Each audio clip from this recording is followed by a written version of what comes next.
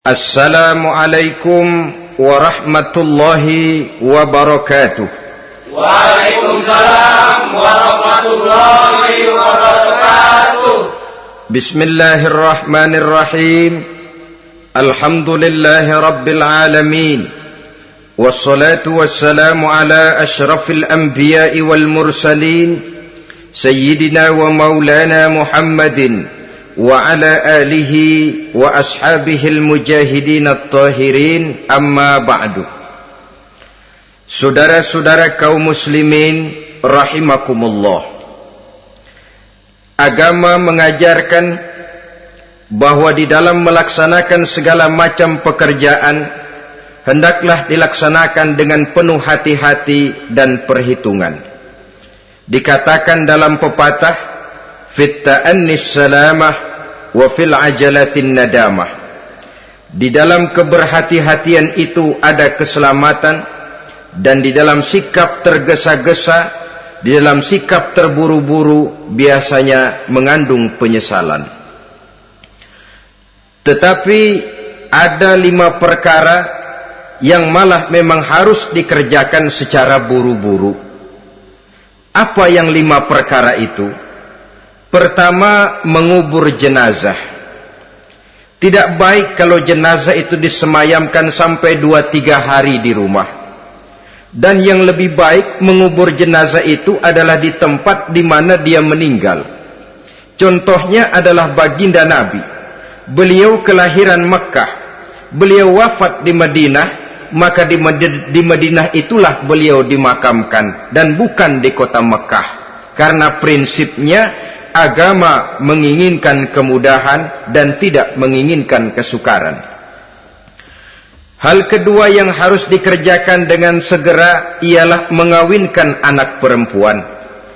Apabila kita mempunyai anak perempuan, sudah sampai usianya untuk memasuki ambang pintu pernikahan, dan dia sudah minta untuk dinikahkan, maka segeralah orang tua menikahkannya atau mengawinkannya. Sebab biasanya anak perempuan, apalagi di zaman sekarang, kalau tidak segera dikawinkan oleh orang tuanya, dikhawatirkan dia akan kawin sendiri. Dan itu tentu akhirnya akan merepotkan kedua orang tuanya. Hal ketiga yang harus dikerjakan dengan segera dan buru-buru ialah membayar hutang.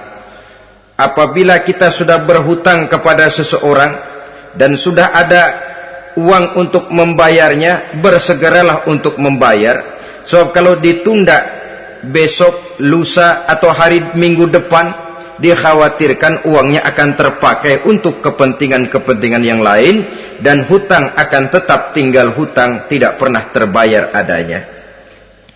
Hal keempat yang harus disegerakan ialah menghidangkan makanan untuk orang musafir yang kebetulan menjadi tamu di rumah kita. Dan hal yang kelima yang harus dilakukan dengan buru-buru, dengan segera, bertaubat apabila mengerjakan perbuatan dosa. Hal kelima inilah yang akan kita bicarakan pada pertemuan kita kali ini, yaitu tentang taubat kepada Allah Subhanahu wa ta'ala. Taubat berasal dari kata-kata taba yatubu, yang isim masdarnya adalah taubatan. Artinya sama dengan roja'a yarji'u, ada ya'udu, pulang atau kembali. Bertobat maksudnya kembali dari yang dilarang oleh Allah. Kalau dalam perjalanan hidup ini kita suka menerjang larangan-larangan Allah, melaksanakan apa-apa yang dilarang olehnya, maka taubat artinya meninggalkan larangan-larangan itu dan kembali kepada apa yang diperintah oleh Allah Subhanahu wa ta'ala. Kenapa taubat ini harus disegerakan? Karena makhluk bernama manusia ini sulit melepaskan diri dari dosa dan salah. Nabi bersabda, kullu bani Adam khatta'un wa khairul khatta'ina tawwabun. Setiap anak Adam, yakni setiap manusia, pasti mempunyai dosa dan kesalahan. Dan sebaik-baik orang yang mempunyai dosa dan kesalahan ialah orang yang segera bertaubat. Dengan kata lain, orang yang baik sesungguhnya bukanlah orang yang tidak punya salah, karena tidak ada orangnya yang tidak punya salah. Tetapi orang yang baik adalah orang yang apabila melakukan kesalahan, dia segera sadar, dijadikannya kesalahan itu sebagai pelajaran untuk tidak diulanginya lagi pada masa-masa yang akan datang. Inilah yang digambarkan oleh Allah Subhanahu wa taala dalam surah Ali Imran ayat 135. Walladzina iza fa'alu fahishatan, dan orang-orang yang apabila mereka terjatuh ke dalam perbuatan dosa, au zalamu anfusahum, atau berbuat zalim kepada diri mereka sendiri, dzakarullaha fastaghfaru lidzunubihim, mereka segera ingat kepada Allah dan memohon ampun terhadap dosa yang pernah mereka kerjakan. Saudara-saudara kaum muslimin rahimakumullah, sejak awalnya iblis memang sudah memproklamirkan diri di hadapan Allah Subhanahu wa taala. Apa kata iblis? Ya Rabbi wa izzatika la azalu aghwi bani adama ma damat arwahuhum fi ajsadihim. Ya Allah, demi kemuliaan-Mu saya bersumpah, kata iblis, saya akan selalu memperdayakan anak-anak Adam, saya akan selalu menggoda manusia selama ruh mereka masih ada di dalam jasad mereka. Jadi selama ruh masih ada di dalam jasad, selama itulah iblis akan selalu berusaha menggelincirkan manusia untuk jatuh ke tempat-tempat salah dan ke tempat-tempat dosa. Tetapi kemudian Allah juga memberikan jaminan. Allah menjawab proklamasi iblis ini, wa izzati wa jalali ya mal'un la azalu aghfiru lahum mastaghfaru. Demi kehormatanku, demi kemuliaanku, hai mal'un, hai yang terkutuk, hai iblis, kalaupun engkau selalu memperdayakan manusia, kalaupun engkau selalu menipu dan menggoda mereka sepanjang ruh mereka masih ada di dalam jasad, aku akan senantiasa memberikan ampun kepada mereka sepanjang mereka memohonkan ampun kepadaku. Inilah jaminan dari Allah Subhanahu wa ta'ala. Saudara-saudara kaum muslimin rahimakumullah, oleh karenanya apabila kita berbicara tentang taubat, artinya kita berbicara tentang tingkah laku kita dalam kehidupan sehari-hari. Apa yang harus kita lakukan untuk sempurnanya satu taubat? Pertama, menyesal terhadap dosa yang pernah kita lakukan. Kadang-kadang ada juga orang bertaubat, tapi bukan nyesal terhadap dosa yang dia kerjakan, malah puas katanya. Dia ngomong sama teman-temannya, saya dulu zaman muda sudah kenyang judi, kenyang zina, kenyang mabuk-mabukan, sudah puas. Sekarang tinggal benernya saja, saya sudah taubat. Taubatnya sih bagus, tapi puasnya itu yang jelek. Kenapa harus dikatakan puas? Bukan puas, menyesal. Menyesal saya dulu. Kenapa hanyut terjebak dosa? Kenapa tenggelam di meja judi? Kenapa tenggelam di minum-minuman keras? Kenapa hanyut kepada perbuatan munkar dan maksiat? Saya menyesal sekali. Menyesal diperintah dan bukan malah puas. Dari rasa menyesal ini nanti timbul hal yang kedua, yaitu berniat tidak akan mengulangi lagi perbuatan dosa. Kalau menyesal tapi masih diulangi lagi, itu belum taubat yang sebenarnya. Saya kapok, menyesal, tidak mau minum minuman keras lagi. Besok tidak ada minuman keras, malah pusing, nyari kesana kemari. Itu belum taubat yang sebenarnya. Jadi setelah menyesal, berniat tidak akan mengulangi lagi perbuatan dosa itu. Kalau menyesal tapi masih diulanginya lagi, itu sama saja dengan main-main. Saudara-saudara kaum muslimin rahimakumullah, Barangkali itu yang orang namakan dengan taubat sambal namanya. Kita kalau makan nasi pakai sambal, pedesnya bukan main, repot, marah, ngomel. Gila, sambal pedes bukan main, taubat sama sambal. Tobat sama sambal katanya. Tapi 2-3 hari kemudian dia makan lagi, nggak ada sambal, nyari. Kemarin sudah taubat, 2 hari kemudian malah nyari. Ini bukan taubat yang sebenarnya. Penyesalannya tidak diiringi dengan berniat untuk tidak mengulangi perbuatan dosa itu selama-lamanya. Saudara hadirin, kita sudah taubat, tidak mau lagi minum minuman keras. Datang teman, minum ya? Nggak mau. Kenapa? Saya sudah taubat. Yang benar, benar. Kalau dibayarin, udah. Jadi rupanya taubatnya itu cuma karena nggak ada yang bayarin. Begitu datang yang bayarin, berangkat lagi. Itu belum lagi merupakan taubat yang sebenarnya. Begitu juga kita taubat dari meja judi. Pada waktu sudah bures, bangkrut, habis-habisan, mungkin menyesal, mungkin bertobat. Inilah akibatnya judi, rumah tangga berantakan, harta bures, anak terlantar, uang tidak ada. Tobat, saya tidak mau lagi-lagi tenggelam di meja judi. Pada saat kondisinya bangkrut, itu yang diucapkan. Tapi 2-3 hari, 4-3 minggu, 1 bulan kemudian rezekinya banyak, makmur lagi, usahanya maju lagi, lupa lagi dia kepada ucapan sebelumnya, akhirnya sedikit demi sedikit tenggelam kembali di meja judi. Ini pun belum merupakan taubat yang sebenarnya.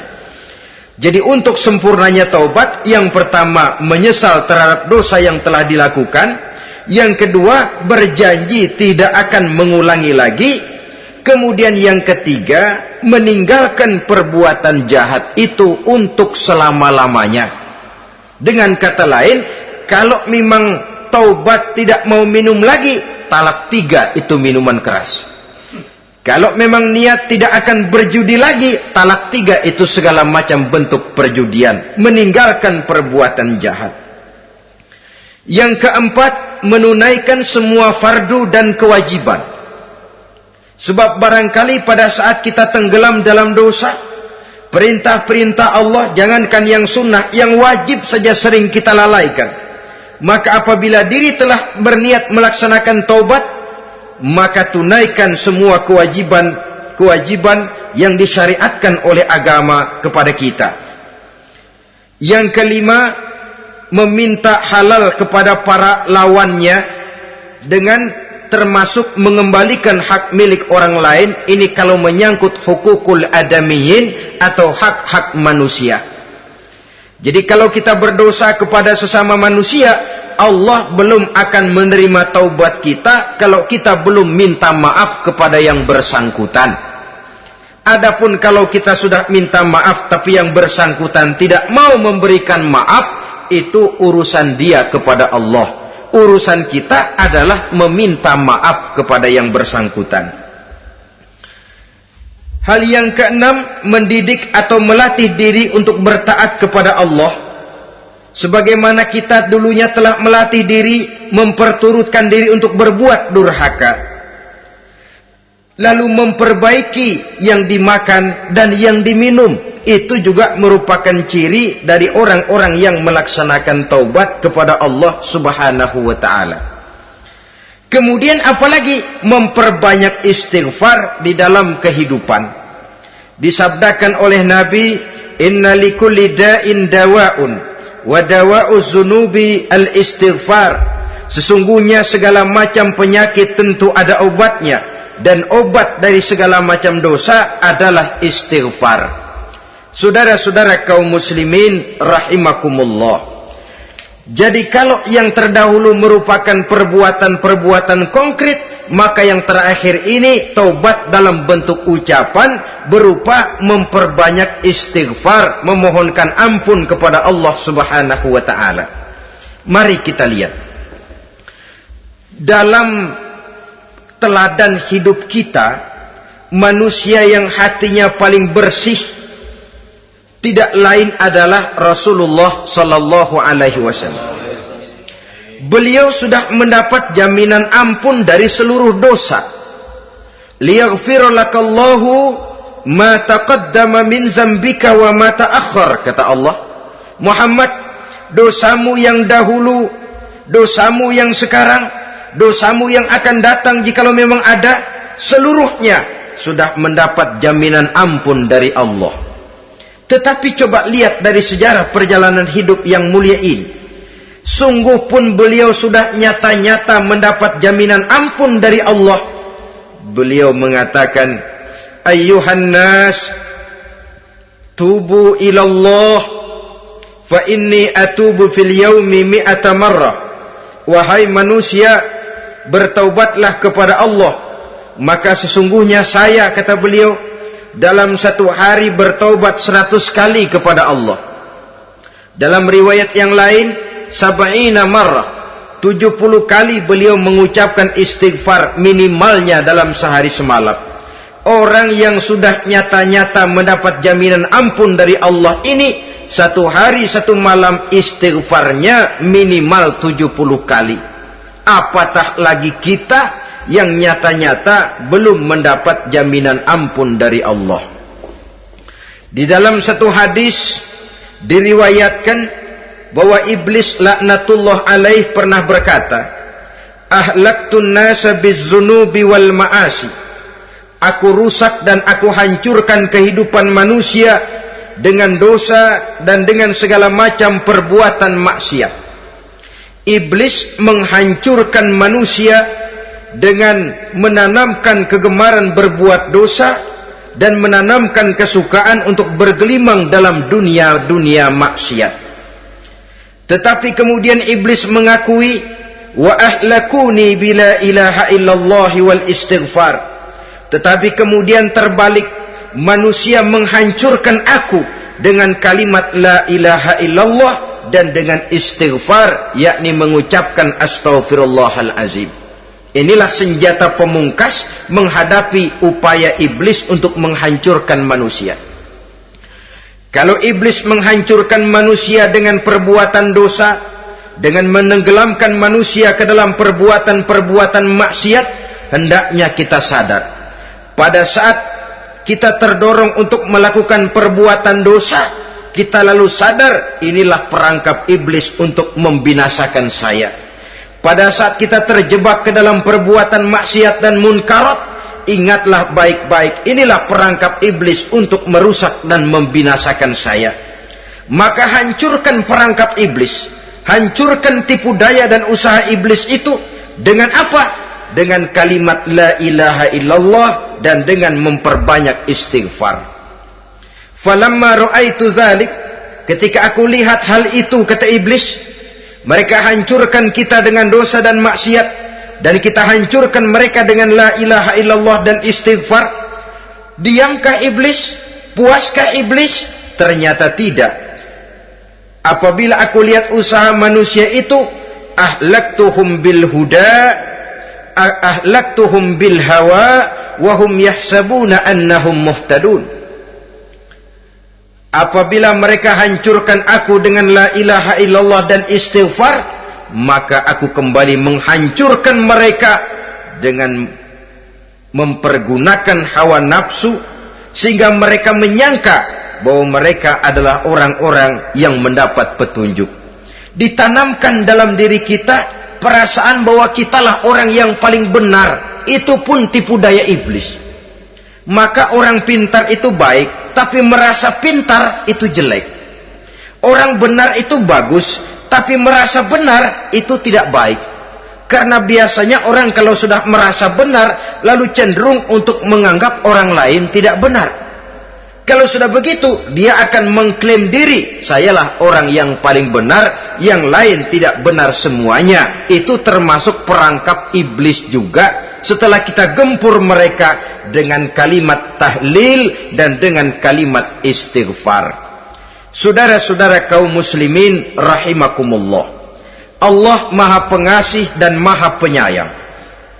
Ia akan mengampunkan perbuatan yang bersifat salah dari manusia, Hanya manusia saja yang kadang-kadang bodoh, tidak mau mengampuni dan memaafkan dirinya sendiri, dengan membiarkan dirinya terseret berlarut-larut dalam dosa tanpa keinginan untuk bertaubat.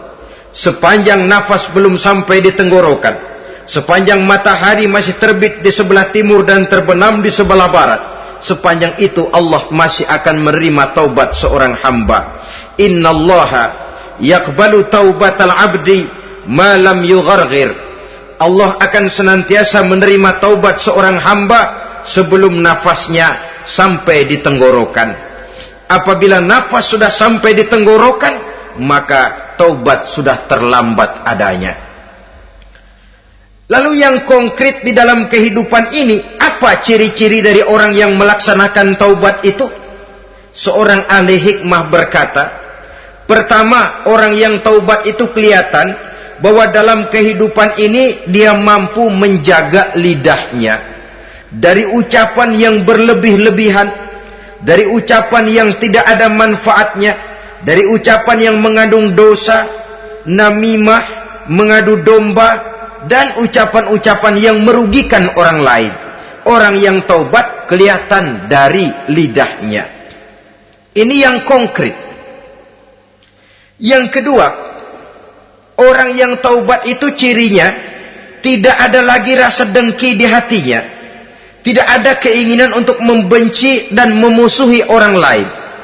Kenapa? Dia sudah sibuk memikirkan kekurangan dirinya sendiri, sehingga tidak ada waktu lagi untuk mengorek-ngorek, mencari-cari aib dan kekurangan pada diri orang lain.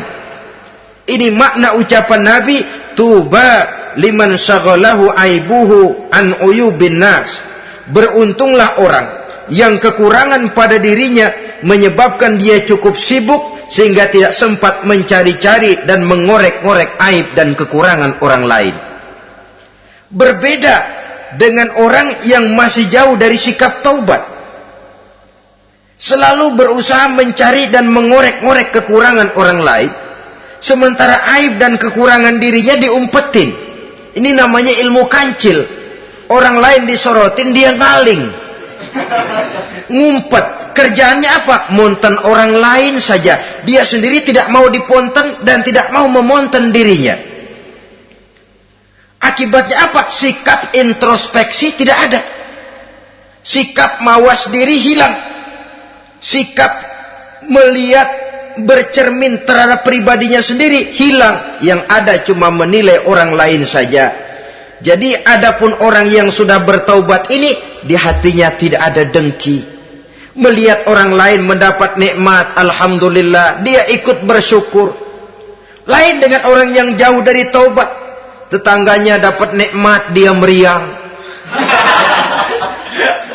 Tidak senang hatinya melihat orang lain senang. Orang melarat malah tepuk tangan.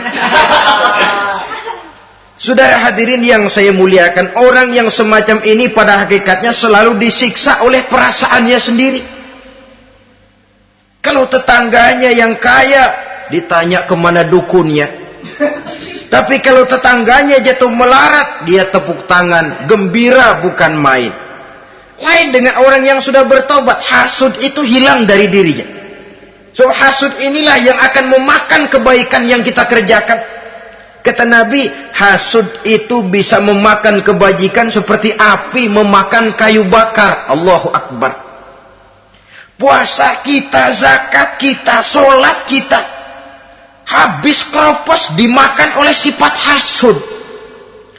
Tidak terasa, tapi begitu kita punya sifat dengki kepada orang lain, maka sholat kita dimakan oleh dengki tadi, puasa kita dimakan oleh dengki tadi, segala macam kebaikan yang kita kerjakan dimakan oleh si dengki tadi, seperti api memakan kayu bakar, cepat sekali. Itulah sebabnya bagaimanapun banyak kebaikan yang sudah kita kerjakan, jangan bangga dan jangan lalai. Sebaliknya, bagaimanapun besar dosa dan kesalahan yang pernah kita lakukan, jangan putus asa dari rahmatnya Allah Subhanahu wa ta'ala. Jadi yang kedua, ciri orang yang bertaubat, di hatinya tidak ada dengki dan tidak ada rasa ingin memusuhi orang lain. Dia berhadapan dengan setiap orang dengan modal husnuzon, baik sangka kepada Allah. Tidak a priori. Kadang-kadang ada orang ketemu saja baru tapi sudah punya rasa jelek. Diperturutkannya suuzonnya. Yang ketiga, ciri orang bertaubat itu menjauhkan diri dari pergaul dengan orang-orang jahat. Sebab kita tahu bahwa pergaulan sangat besar pengaruhnya dalam ikut membentuk kepribadian manusia. Asyariku wa fi syarri syarrun. Bersekutu dengan kejahatan biasanya ikut jadi jahat. Walaupun secara langsung tidak melakukan kejahatan, tapi sudah termasuk dalam jamaah yang jahat juga namanya. Saudara-saudara kaum muslimin, bukan berarti orang yang taubat lalu tidak mau bergaul itu juga mencerminkan keangkuhan diri. Bergaul dia bergaul, tetapi kepada orang-orang yang jahat ia sekedar menghindarkan diri pergaulannya itu dari kejahatan yang bisa ditimbulkan oleh orang-orang jahat tadi. Ciri yang keempat dari orang yang bertaubat, dia mempersiapkan diri untuk menghadapi mati. Mempersiapkan diri. Sebagaimana kita tahu, kalau kita akan pergi ke luar kota, tentu kita membawa bekal. Makin jauh perjalanan, makin banyak bekal yang harus kita bawa. Hidup ini adalah perjalanan panjang yang kita juga memerlukan bekal dalam kehidupan. Orang yang bertobat, orang yang mempersiapkan diri untuk menghadapi maut dan menghadapi hari-hari sesudah maut itu datang. Menghadapi kehidupan di alam barzakh, menghadapi kehidupan di alam akhirat dan selanjutnya. Dia mempunyai persiapan sehingga kapan maut datang dia sudah punya persiapan lebih dahulu. Saudara, kalau kita siap dipukul orang, pada saat pukulan itu datang, rasanya sakitnya agak lebih kurang daripada kita tidak pernah siap untuk dipukul. Walaupun bobot pukulannya sama, tapi kita akan lebih punya daya tahan kalau kita sudah siap. Oleh karena itu, orang yang bertobat, orang yang mempunyai persiapan untuk menghadapi mati. Tidak hanya untuk menghadapi mati, tapi juga menghadapi hidup di seberang kematian nanti. Maka karenanya, dia sibuk dengan dunianya, tapi juga dia lebih sibuk dengan akhiratnya. Dia tenggelam dalam berbagai macam kesibukan dunia, lain saat dia memfanakan diri untuk membekali diri menghadapi kehidupan sesudah hidup yang sekarang ini. Ciri-ciri ini tentu akan kelihatan dari gerak hidup seseorang. Saudara-saudara kaum muslimin rahimakumullah. Jadi dengan kata lain, kalau kita kembali kepada surah Ali Imran ayat 135 tadi, apabila dalam kehidupan terjebak kita kepada perbuatan dosa atau zalim kepada diri sendiri, zakarullah, segeralah mengingat Allah, fastaghfaru li dzunubihim, dan segera memperbanyak istighfar, memohon ampun kepada Allah Subhanahu wa taala, sebab dosa dalam Islam hanya bisa ditebus dengan taubat. Bukan dengan uang, bukan dengan beras, bukan juga dengan piagam. Dosa dalam Islam hanya bisa ditebus dengan melaksanakan taubat kepada Allah. Dan untuk bertaubat tidak usah ngulur waktu. Besok saja, bulan depan saja, tahun depan saja, nanti saja kalau sudah agak sedikit tua. Ibarat diri kita ini kaca, kata Imam Ghazali, maka dosa adalah debu. Apabila kaca kena debu, sedikit nempel debu, lalu dilap, sedikit nempel debu, terus dilap lagi, insya Allah kaca akan tetap bersih. Tapi kalau kita menunggu debu sampai banyak, apalagi sampai berurat, berkarat, nanti akan sulit membersihkannya. Demikian hati manusia itu. Kalau sudah dihinggapi oleh dosa, ditumpuknya lagi, berkarat dosa dalam hati, biasanya berat untuk melaksanakan taubat.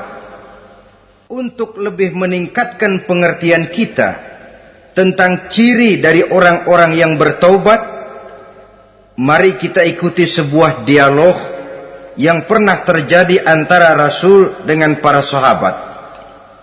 Satu hari ketika sedang berkumpul dengan para sahabat, baginda Rasul bertanya, "Atadruna manit taib?"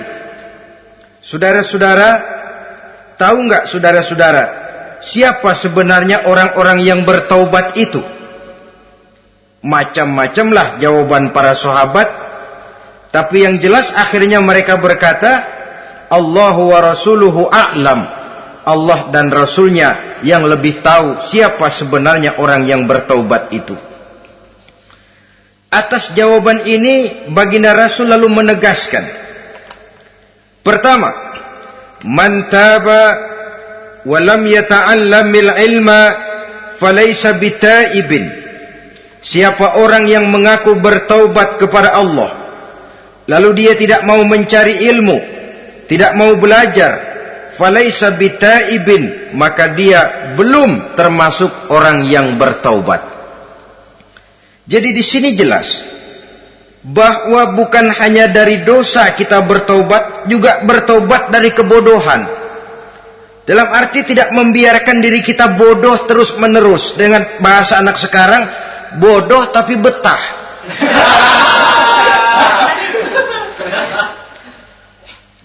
Orang yang mengaku bertaubat tapi tidak menggali ilmu, tidak mau belajar, tidak mau mencari ilmu, tidak hadir di mana majelis taklim, belum dianggap taubat yang sebenarnya.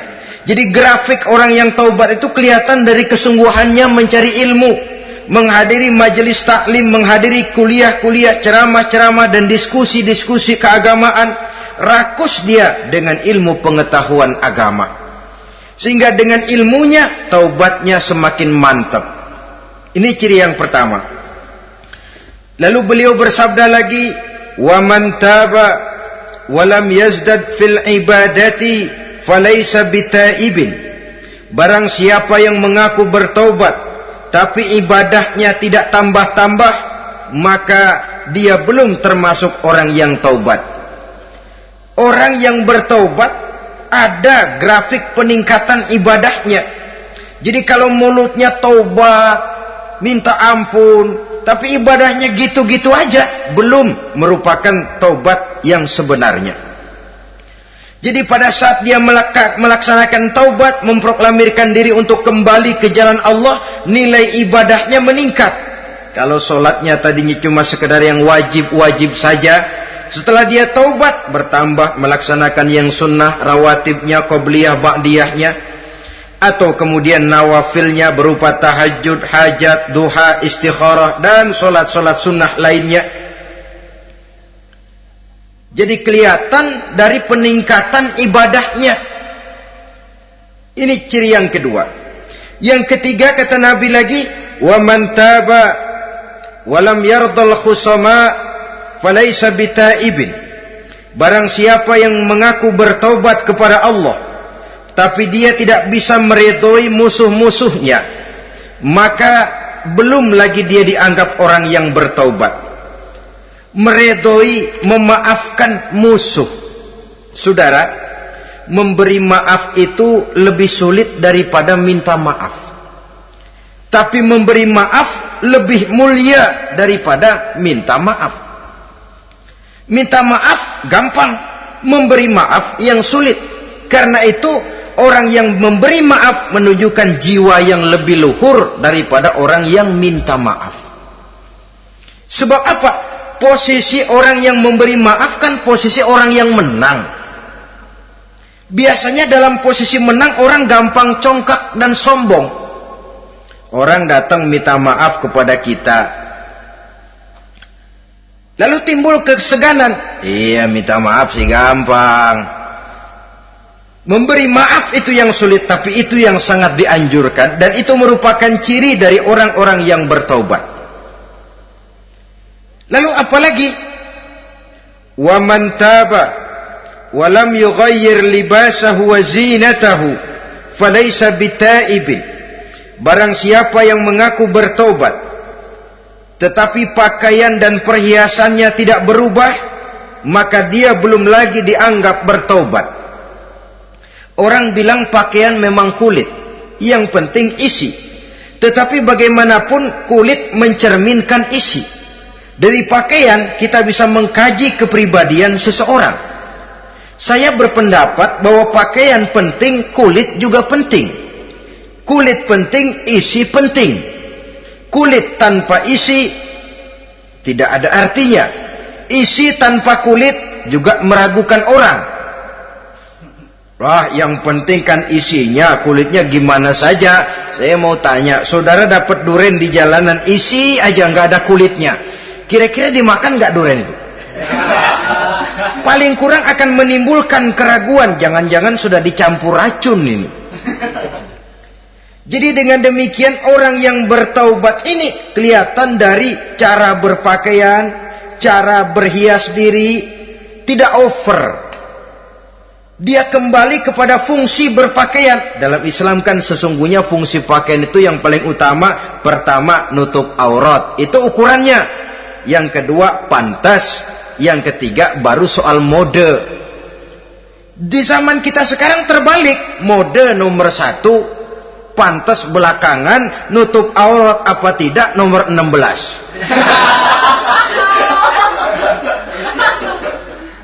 Kalau sudah mode, kita kekurangan pertimbangan. Ini buat saya pantas apa tidak, ini menutup aurat apa tidak. Kita balik. Padahal fungsi berpakaian dalam Islam tujuan utamanya pertama nutup aurat. Biar modenya mutaakhir ciptaan Pierre Cardin sekalipun, kalau memang tidak nutup aurat, ya hukumnya masih belum berpakaian. Atau juga ukuran yang kedua, pantas. Yang orang lain pantas kita pakai, belum tentu kita pantas.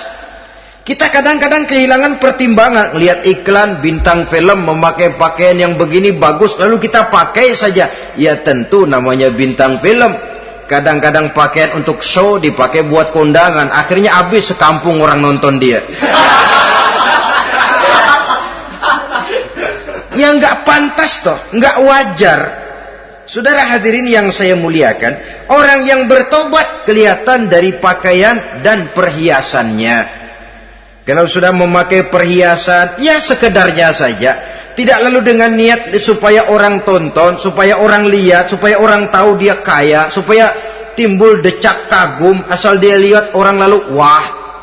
Kalau sudah diwahi lalu senang. Saudara hadirin yang saya muliakan. Kemudian kata Nabi lagi, wa man taba wa lam yubaddil ashabahu falaysa bitaibin. Siapa yang mengaku bertaubat tapi pergaulannya dari itu ke itu saja, seperti itu juga tidak mengalami perubahan, maka dia belum lagi dianggap bertaubat. Kalau taubat kita dari judi, jangan bergaul lagi dengan penjudi. Dalam arti jangan berkumpul di majelis judi. Ah, saya sih udah taubat nggak main judi, tapi ngumpulnya di situ terus. Ya bagaimana? Pada akhirnya toh akan terseret juga. Saudara hadirin yang saya muliakan, jadi dengan demikian lingkungan juga sangat besar pengaruhnya dalam kriteria orang yang bertaubat. Selanjutnya Nabi bersabda, "Wa man taba wa lam yughayyir khuluquhu falaysa bitaibin." Siapa yang mengaku bertaubat tapi akhlaknya, budi pekertinya tidak mengalami perubahan, maka orang itu pun belum dianggap bertaubat. Ini juga konkret. Orang yang bertaubat kelihatan dari akhlaknya. Kalau kemarin sama orang tua songong, kurang ajar, nyelongcong, maka setelah taubat dia berakhlak kepada orang tua. Kalau kemarin kepada anak muda menindas, tidak senang kepada anak muda yang maju, setelah dia taubat dia bisa menyayangi kepada anak-anak muda. Akhlak ini lain dengan adat, istiadat. Adat biasanya hanya memandang yang lahir, sedangkan akhlak zahir batin dipandang. Contoh, seorang anak muda kalau lewat di depan orang tua membungkukkan badan, menurut adat dia sudah sopan. Tapi menurut akhlak belum tentu berakhlak. Tergantung kepada niatnya apa membungkukin badan. Permisi apa ngina.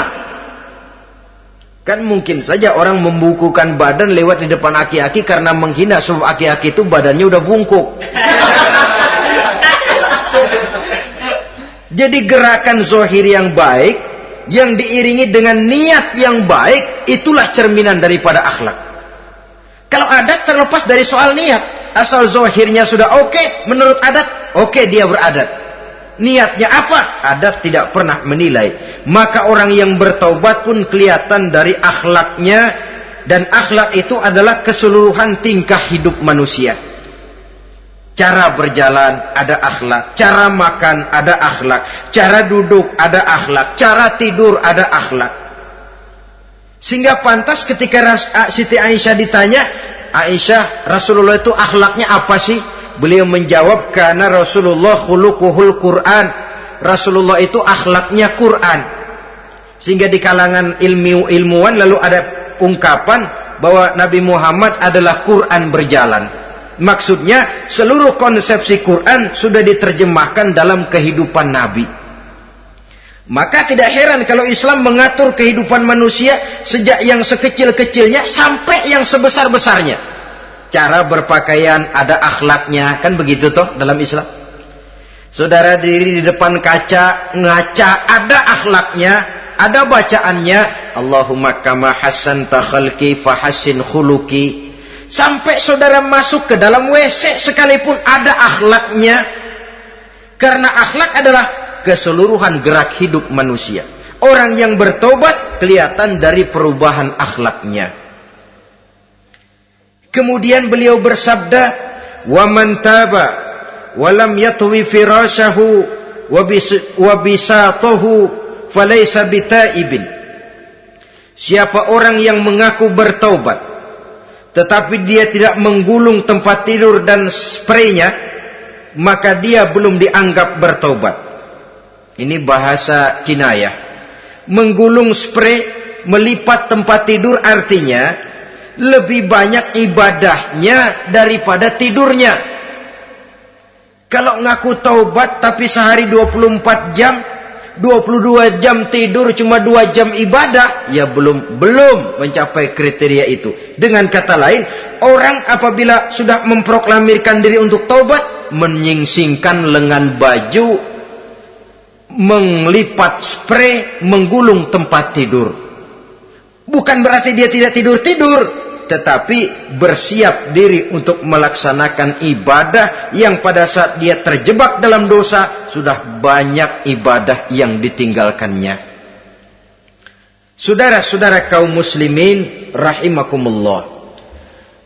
Kemudian beliau bersabda pula, "Wa man taba wa lam yatasaddaq falaysa bitaibin." Barang siapa yang mengaku bertobat, kemudian dia tidak menyedekahkan karunia yang diberikan Allah kepadanya, maka taubatnya belum lagi dianggap taubat yang sebenarnya. Faman istabana minal abdi hazihil khisal fahuwa taibun haqqa. Apabila nyata tanda-tanda ini pada diri seorang hamba, maka barulah taubatnya dinamakan taubat yang sebenarnya. Jadi untuk taubat itu ada 2 jalan yang bisa kita tempuh. Pertama, taubat dengan lisan, taubat dengan ucapan. Dalam artian apa? Memperbanyak istighfar. Istighfar yang mana? Yang mana yang mungkin saja. Kalau waktunya sempit, ya istighfar yang pendek-pendek. Astaghfirullah, astaghfirullah, astaghfirullah. Mau yang lebih panjang, astaghfirullahalazim allazi la ilaha illa huwal hayyul qayyum wa atubu ilaih min jami'il ma'asi waz zunub la haula wala quwwata illa billahil aliyyil azim. Ada waktu yang lebih panjang lagi membaca sayyidul istighfar. Tiap kali berbuat jahat, tiap kali diiringi dengan istighfar. Nah, ini yang bisa runtuh dengan istighfar ini dosa apa? Dosa yang ringan, dosa yang biasanya dilakukan oleh panca indera kita. Mata ini dosa mata, insya Allah bisa runtuh dengan istighfar. Ngelihat yang haram, cepat nunduk, astagfirullah. Habis nunduk, jangan ngeliatin lagi. Di kadang-kadang ngelihat nunduk, istighfar, melotot lagi, istighfar lagi.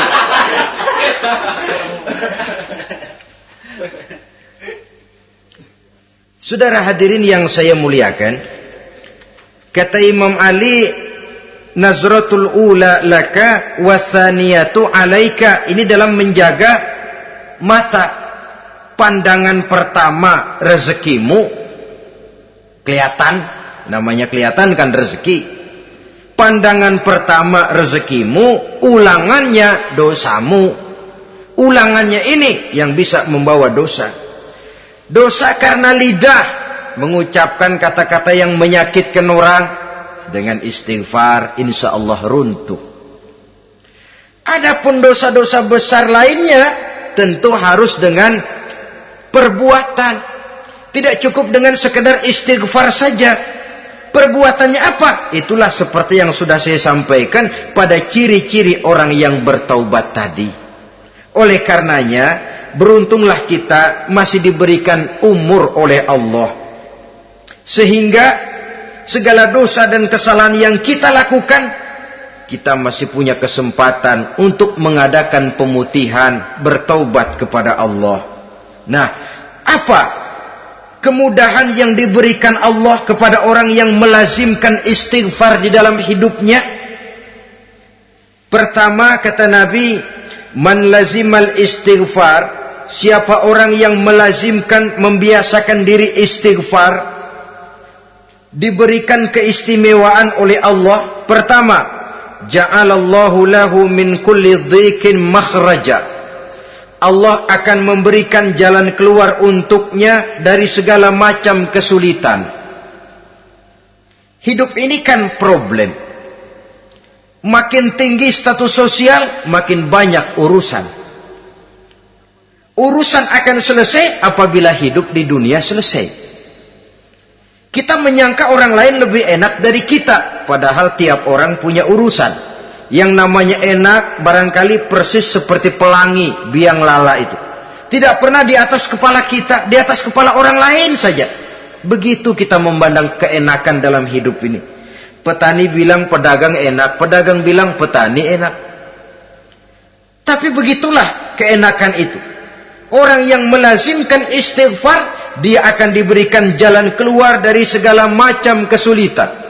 Menurut perhitungan otak, deadlock, buntu, tidak sanggup lagi, entah bisa terwujud dan terlaksana. Allah memberikan jalan keluar dari segala kesulitan. Saudara, kalau Allah sudah memberikan jalan keluar dari kesulitan, siapa lagi yang bisa bikin sulit kita? Kalau Allah yang memberikan jalan keluar, everything is running well katanya. Semua urusan bisa jalan dengan lancar. Tapi tanpa istighfar, jauh kita dari Allah. Jalan yang sudah lapang pun bisa jadi sempit. Urusan yang sudah nyata akan selesai pun bisa jadi injelimet. Dan jalan yang tadinya tidak berliku-liku pun bisa berliku-liku.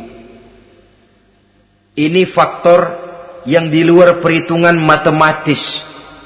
Kita tidak mampu, Allah maha mampu. Menurut akal kita tidak mungkin. Kalau Allah mau, tidak ada yang tidak mungkin. Saudara-saudara, ini fasilitas pertama. Orang yang gemar istighfar diberikan jalan keluar dari segala macam kesulitan. Yang kedua, wa min kulli hammin faraja, diberikan kegembiraan dari setiap kesusahan yang dihadapinya. Ada saja faktor-faktor yang mendatangkan kegembiraan, yang mendatangkan refreshing di dalam kehidupannya, sehingga dia tidak lalu merasa jalannya buntu, tidak merasa kesulitannya tidak pernah terselesaikan. Dan yang ketiga, fasilitas yang diberikan Allah kepada orang yang gemar istighfar, wa razaqahu min haitsu la yahtasib. Allah akan memberikan kepada mereka rizki dari jalan yang tidak pernah mereka sangka-sangka. dari jalan yang tidak pernah mereka perkirakan sebelumnya. Saudara-saudara kaum muslimin rahimakumullah. Inilah fasilitas ketiga yang diberikan Allah kepada orang yang gemar istighfar. Rizkinya datang dari jalan yang tidak disangka-sangka. Sebab rizki ini juga termasuk hal gaib. Dan jangan lupa, ar-rizku bimakna al-ata hissiyan kana au ma'nawiyan. Rizki adalah pemberian baik yang konkret maupun yang abstrak. Kita sering membatasi pengertian rizki, maka rezeki kita jadi sering terbatas. Menurut kita kan yang namanya rezeki cuma duit saja. Kalau bukan duit, bukan rezeki. Padahal semua karunia Allah itu rezeki. Umur, rezeki. Istri, rezeki. Anak, rezeki. Pangkat dan jabatan, rezeki. Termasuk duit juga rezeki. Tapi dalam kebiasaan kita, rezeki cuma duit. Begitu duit seret, kita anggap rezeki macet. Maka akhirnya kita tidak bersyukur kepada Allah. Padahal mungkin di sektor duit macet, tapi rezeki dari segi lain, ilmu barangkali tambah, wibawa naik, pangkat naik, anak tambah, itu juga merupakan rezeki. Saudara-saudara kaum muslimin rahimakumullah, orang yang gemar istighfar ini diberikan rezeki dari jalan yang tidak disangka-sangkanya, dibukakan perbendaharaan Allah untuknya, sehingga rezekinya datang dari cara yang tidak disangka-sangka. Allah Maha Kaya. Kalau Dia mau, la mani'a lima a'taita wa la mu'tiya lima mana'ta. Tidak satu kekuatan pun yang mampu mencegah apa yang hendak diberikan Allah, dan tidak satu kekuatan pun yang sanggup memberikan apa yang dicegah oleh Allah Subhanahu wa taala. Ini keistimewaan yang diberikan Allah kepada mereka yang gemar beristighfar di dalam kehidupan ini. Jangan lagi berpikir, gua sih nggak punya dosa, istighfar amat. Sombong, saudara-saudara. Manusia itu lebih baik merasa banyak dosa daripada merasa tidak punya dosa. Tanda orang bahagia, kata Nabi, 4. Pertama, orang yang selalu ingat kepada kesalahan yang pernah dia lakukan. Itu orang bahagia. Selalu ingat kepada kesalahan yang pernah dilakukannya. Sehingga pada saat akan melakukan kesalahan yang baru, dia mikir-mikir. Dosa gue yang kemarin udah 3 keranjang, nih nambah lagi. Ingatannya terhadap kesalahan yang lalu akan merupakan langkah preventif yang mencegah dirinya untuk tidak menambah kesalahannya. Orang bahagia, orang yang selalu ingat kesalahan yang pernah dia lakukan, terbayang di pelupuk mata, bukan ngumpet-ngumpetin dosa. Sebab apa yang mau kita umpetin di hadapan Allah? Yang kedua, tanda orang bahagia itu orang yang selalu melupakan kebaikannya. Kalau dia berbuat baik, dia lupakan. Dia anggap dirinya belum pernah berbuat baik. Sehingga di mana ada kebaikan, dia tidak bisa ikut. Dia merasa sangat rugi. Sebab dia anggap dirinya belum pernah berbuat baik. Yang ketiga, tanda orang bahagia, dalam urusan dunia, dia lihat ke bawah. Sehingga timbul rasa syukurnya. Bahwa kalau dia sengsara masih banyak yang lebih sengsara dari dia. Bahwa kalau dia miskin masih jauh lebih banyak yang miskin dari dia. Bahwa kalau dia menemui kesulitan masih banyak yang jauh lebih sulit dari dia. Dengan cara itu jiwanya akan lapang, hidupnya akan tenang, dan dia tidak pernah ingkar kepada nikmat yang diberikan Allah. Sebaliknya yang keempat, tanda orang bahagia itu dalam urusan akhirat dia lihat ke atas. Dunia, lihat yang bawah. Akhirat, lihat yang atas. Kalau dia bisa sholat, kenapa saya tidak? Kalau dia sanggup puasa, kenapa saya tidak? Kalau dia bisa baca Quran, kenapa saya tidak? Timbul panas, nyontoh ibadah mendatangkan kebahagiaan. Rakus ibadah malah dianjurkan. Rakus dunia malah tercela. Nah, lawanannya orang celaka, saudara-saudara. Orang celaka juga tandanya 4, lawanan yang tadi itu. Pertama, orang yang selalu melupakan kesalahannya. Kalau berbuat dosa lupa, sok bersih. Alah, dosa gue mah dikit. Saudara hadirin yang saya muliakan, orang yang selalu melupakan kesalahan, menganggap dirinya bersih, akhirnya kalau ingin berbuat dosa nggak mikir-mikir, tidak ada lagi yang ditimbang-timbang. Selanjutnya, yang kedua, orang celaka itu orang yang selalu mengingat kebaikannya. Akhirnya apa? Timbul sifat nepuk dada, membanggakan jasa, lahirlah pahlawan-pahlawan kesiangan. Selalu membanggakan diri, nepuk dada. Kalau enggak saya, kalau enggak saya. Itu masjid, kalau enggak saya. Itu pesantren, kalau enggak saya. Itu umat, kalau enggak saya. Kalau enggak saya. Memangnya kalau enggak sampean kenapa? Orang yang celaka adalah orang yang selalu menghitung-hitung kebaikan yang pernah dikerjakannya. Keikhlasannya kurang. Makin dia hitung, makin kurang nilai pahalanya. Makanya kalau berbuat baik, ya anggap saja buang sampah, gak usah ditengok-tengok, gak usah diingat-ingat, dan gak usah mengharap orang yang kita tempat berbuat baik akan membalas kebaikan. Saudara hadirin yang saya muliakan, yang ketiga tanda orang celaka dalam urusan dunia, ngelihatnya ke atas, panasnya timbul. Syirik dan dengkinya naik, rakusnya jadi.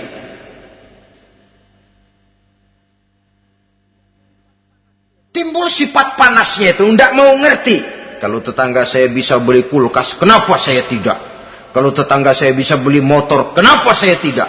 Kalau tetangga saya bisa beli mobil, kenapa saya tidak? Gaji nggak cukup, tuyul piara.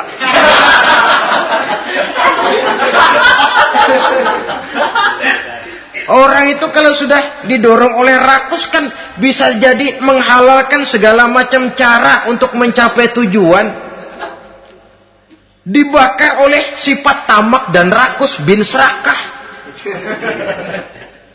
Nah, kalau sudah didorong oleh rasa rakus, yang segera tersingkir pertama rasa malu. Orang kalau sudah rakus nggak ada malunya, rasa malunya hilang. Padahal syarat jadi orang itu kan kalau punya rasa malu. Nggak punya rasa malu, kurang syarat jadi orang. Akan bagaimana jadinya masyarakat, bahkan bangsa dan negara, kalau rakyatnya sudah tidak punya rasa malu. Yang kedua, rasa takut hilang, terutama takut kepada Allah. Sirna sama sekali.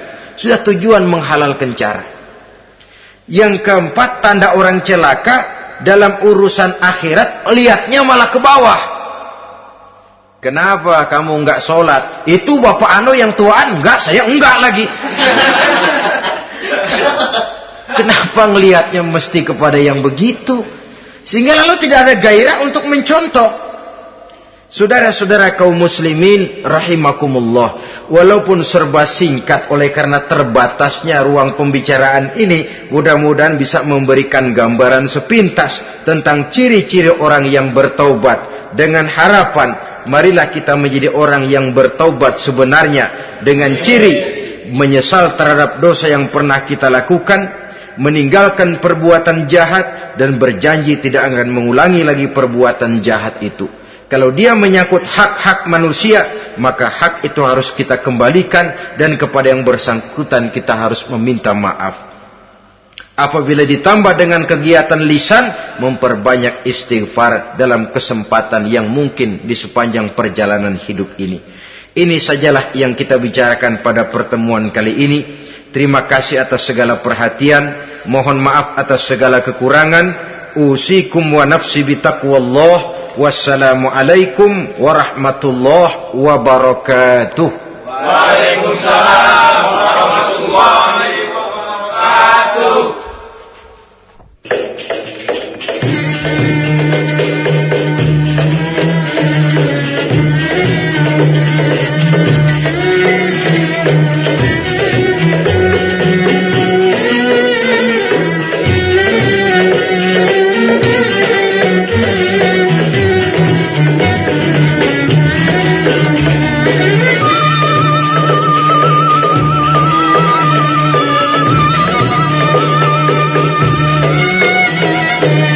Amin.